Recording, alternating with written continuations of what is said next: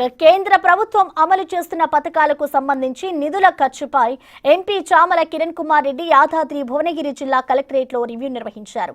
29 శాఖల అధికారులు సమావేశానికి హాజరయ్యారు. కేంద్ర ప్రభుత్వం నుంచి వచ్చిన నిధులను ఏ విధంగా ఖర్చు పెడుతున్నారు, పథకాల అమలులో సమస్యలపై చర్చించారు. పథకాలు అమలు కోసం కలెక్టర్ ఆధ్వర్యంలో క్యాంపెయిన్లు ఏర్పాటు చేస్తామని ఎంపీ తెలిపారు. సెంట్రల్ గవర్నమెంట్ నుంచి వస్తున్న స్కీమ్స్,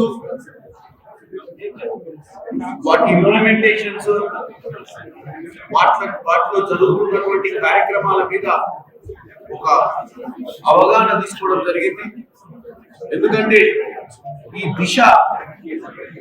కమిటీ పేరు ఈ దిశ కార్యక్రమం సెంట్రల్ గవర్నమెంట్ నుంచి వస్తున్నటువంటి నిధులు 29 శాఖలకు వాటిని ఎలా ఖర్చు పెడుతున్నాము, అవి ప్రజలకు అందుబాటులోకి వస్తున్నాయా, ఏమి సమస్యలు మనకు తలెత్తుతున్నాయి, ఈ విషయాలన్నీ కూడా రేపు పార్లమెంట్ లో అవసరమైతే మన సెంట్రల్ గవర్నమెంట్ నుంచి వచ్చే స్కీమ్స్ గ్రౌండింగ్ లో ఏమైనా ఇష్యూస్ ఉంటే కూడా సెంట్రల్ మినిస్టర్ల దృష్టికి తీసుకుపోవడానికి నాకు ఒక అవగాహన కోసం ఈ యొక్క మీటింగ్ పెట్టడం జరిగింది.